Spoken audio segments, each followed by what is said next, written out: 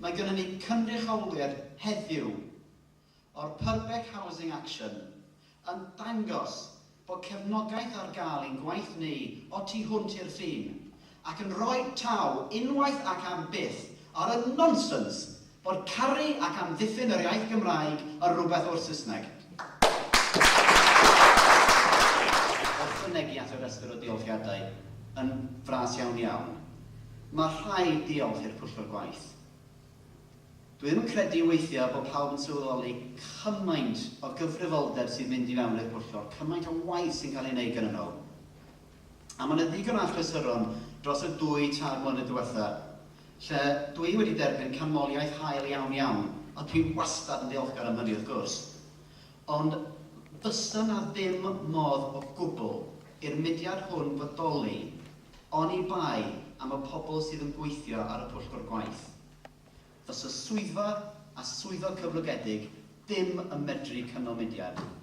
Felly, mae diolch i'r pobl sydd wedi gwasanaethu ar y pwllgor am y flwyddyn diwethaf am sicrhau bod hyn yn bodoli ac am sicrhau bod ni o fewn trwch blewyn i weld trafodaeth ar lawr y cynulliad am farchnad dau leol. Wedyn y peth nesaf ydy bod gynnon ni erbyn hyn yn agos at 500 o aelodau sy'n talu'n fisol. Yn aml iawn, mae pobl yn licio taflu ato ni bod y twf aelodaeth wedi arafu a bod y dyddiau fi wedi hen fy'n heibio. A'r gwirionedd ydy, erbyn yr haf 2002 a diwedd y flwyddyn yna, roedd gynnon ni bron yn 1,500 o aelodau. Ond oedd mwyafrif helaeth heina yn aelodau tair punt oes. Oedd gynnon ni addeutu 150 o aelodau misol.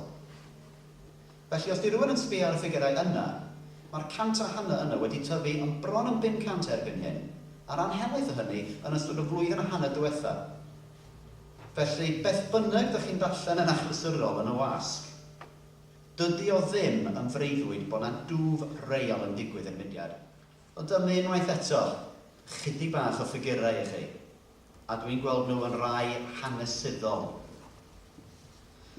Dros y misoedd diwethaf, mae dros 50%, dros hanner, o gynghorau cymuned o thref yn Gwynedd wedi datgan cefnogaeth yn ymgyrchcartrefi.com. Maen nhw wedi datgan ar goedd yn gyhoeddus yn glir bod nhw ddim eisiau gweld tai newydd yn eu hardaloedd hwythau heb law am rai ar gyfer anghenion lleol. Yr un mwy o ddiweddar a mwy o lliwgar hyd yn hyn efalla i ddatgan hyn oedd cyngor tref Pwllheli. A mae hyn yn ystod adeg lle mae yna drafodaeth yn digwydd oddi fewn i Blaid Cymru am symud i'r cyfeiriad yma.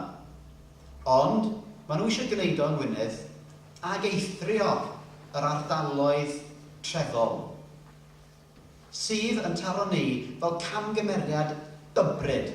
Y peth olaf o'n i eisiau gwneud mewn trefi fel Pwllheli y Caernarfon ydy pwysleisio i'r datblygwyr mae am fanna cawn nhw adeiladu fe maen nhw eisiau. Mi fysa hynny yn medru bod yn ymwedig wrth ystyried bod yn pobl ni yn cael ei gwasgu i fewn i'r trefoedd a bod y lefelau o siaradwyr Cymraeg yn dal i fod yn dda iawn yn y llefydd hynny. Pe bai haina yn dod o dan y lach gan bod yna nunlla arall ar gael i ddatblygu, mi gall llasau hynny fod yn drychinebus.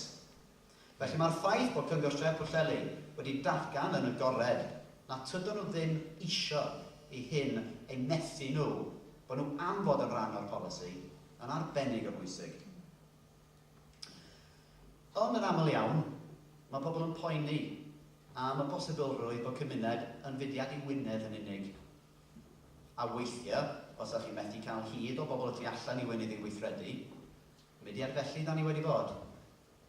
Ond dim erbyn heddiw. Mae dros 20% o gynghorau tref a chymuned Cymru wedi datgan cefnogaeth i cartrefi.com.